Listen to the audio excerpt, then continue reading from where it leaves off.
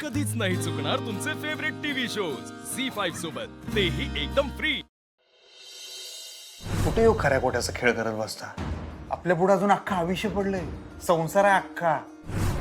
तुम्हाला तुमच्या शाळेची काम आहे, भरपूर काम करायचं आपल्याला, अजून कुठे या फालतू गोष्टीत लक्ष घालताय? ही गोष्ट फालतू नाही अधिपती।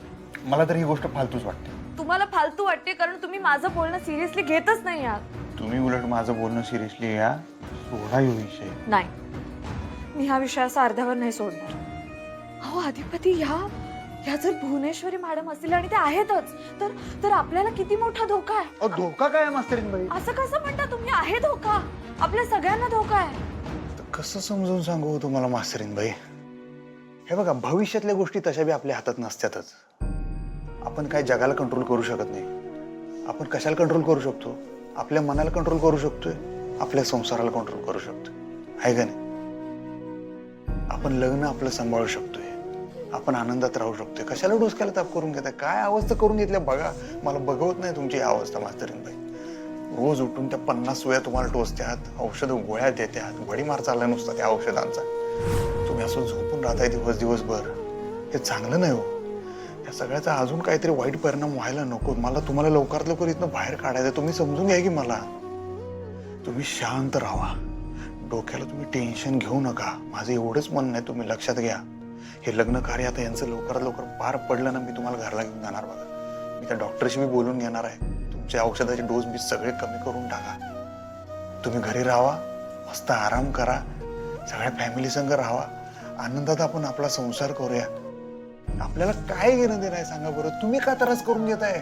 त्या आईसाहेब आहेत का चारुलता मॅडम आहेत, मग आमच्या बापाचं कसं होणार आणि इस्टेटीचं कसं होणार, घरादाराचं कसं? अहो जाऊ दे, मोर दे, पेटू दे तिकडं। तुम्हाला तर मोह नाहीच आहे, पैशा पाण्याचा बी नाही, इस्टेटीचा बी नाही। मला चांगलं माहित आहे सत्ता कोणाच्या हातात राहणार आणि कोणाच्या हातात न जाणार। आपल्याला काय करायचंय? तुम्ही डोसक्याचा बोगा करून घेऊ नका मास्तरीन बाई, ऐका माझं। अधिपती, भुवनेश्वरी मॅडम फसवणूक करतायत, आपली फसवणूक करतायत।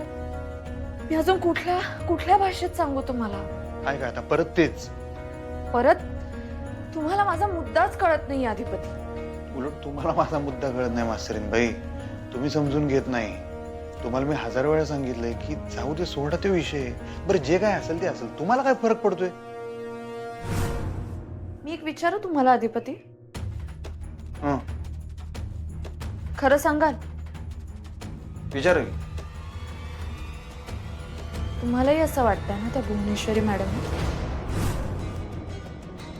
खरं सांगा प्लीज।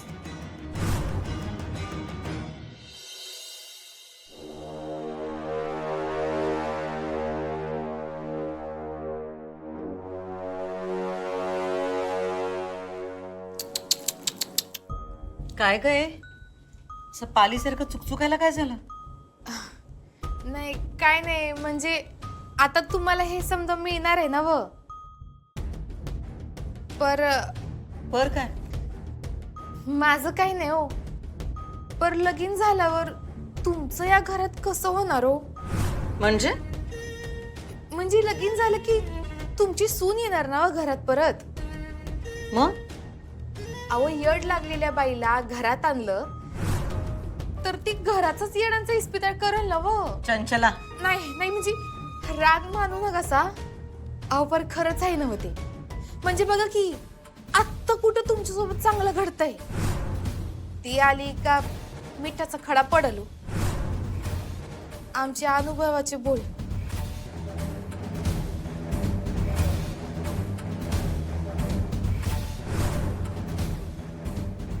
सांगा ना खरं, तुम्हालाही असंच वाटतंय ना की त्या भुवनेश्वरी मॅडम आहेत? खरं सांगा। मला असं काही वाटत नाही। मला एवढंच वाटतं की तुम्ही त्याच गोष्टीचा विचार करू नये। मला एवढंच वाटतं तुम्हाला याचा त्रास होऊ नये। अधिपती प्लीज। मला एवढंच वाटतं की तुम्ही परत पहिल्यासारखं हसत खेळत राहू आणि तुमच्या हसण्याचा जरा कावा हटू नये। तुम्ही आनंदी राहावं एवढंच मला वाटतं। अधिपती प्लीज, मी तुम्हाला पुन्हा याविषयी कधीच काहीच विचारणार नाही। मला प्लीज खरं सांगा, तुम्हालाही वाटतंय ना त्या भुवनेश्वरी मॅडम आहेत? तुम्हाला मी 1000 वेळा सांगितलं तरी तुम्ही तेच चराट लावले। तुम्ही एकच एक विचार डोसक्यात घोळवत राहताय, त्यामुळे तुम्हाला उत्तर त्रास तो मला बघवत नाही। अहो अधिपती मी तेच सांगते तुम्हाला. तुम्ही काय बोलू नका आता, राहू दे. अधिपती मला बोलू द्या प्लीज. तुम्ही तेच बोलताय. अहो कारण तेच खरंय म्हणून मी बोलते. तर मी त्या दिवशी बजरंगला भुवनेश्वरी मॅडम बरोबर बघितलं होतं आणि तुम्ही मला एक सांगा, मी पुन्हा पुन्हा तेच बोलते अधिपती, मला एक सांगा, जी बुगडी भुवनेश्वरी मॅडमच्या कानात होती ती चारुलता मॅडमच्या कानात कशी होती? हे कसं होऊ शकतं हे तरी सांगा. अख्खं रामायण झालं तरी परत तेच रामाची सीता कोण? तुम्हाला सांगतोय तो बजा जेलमध्ये आहे, जेलमधून त्याला सोडलेला नाही आहे. मी स्वतः जाऊन बघून आलो. बरं मी तुम्हाला बी घेऊन गेलो घेऊ, तेव्हा बी होता का नाही जेलमध्ये? काल त्याला दम भरून तो अजून आतच आहे. तो बाहेर कसा असेल? विश्वास ठेवा की माझ्यावर. आणि ह्यो विषय बंद करा. ऐका माझं. नाही हा विषय असा अर्ध्यावर नाही सोडू शकत मी. अहो पण मी त्याला स्वतः बघून आलो. मी सांगतो की नाही तुम्हाला, तरी तुम्हाला पटत. एक मिनिट थांबा. हा बोल. हा इथं हॉस्पिटलमध्ये आहे का रे? आलो आलो आलो. ओंक्याचा फोन होता, मला जायला पाहिजे. तुम्ही काळजी करू नका, तुम्ही फक्त आराम करा. तुम्ही विचारच करू नका, डोसक्याला ताण घेऊ नका. उद्याचं ते लगीन बिगीन काय ते त्यांचं पार पडलं की इथनं आपण निघायचं. घरी चाला, तुम्ही मस्त आराम करा.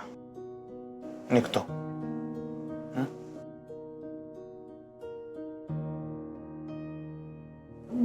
मी सिद्ध केलं तर तुम्ही द्याल ना मला साथ? काय सिद्ध केलं तर? हेच चारुलता बनून आलेली बाई दुसरी तिसरी कुणीही नसून भुवनेश्वरी मॅडमच आहेत. अधिपती मला फक्त तुमची साथ हवी आहे, मला बाकी काही नको. तुम्ही साथ दिलीत ना तर मी जग जिंकू शकते.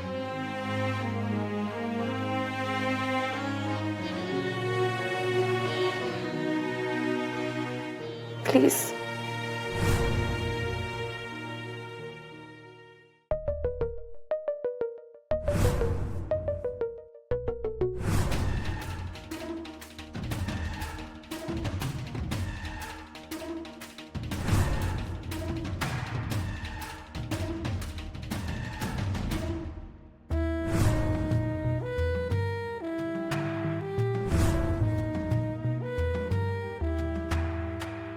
एकदा का मंगळसूत्र गळ्यात घातलं की झालं लग्न.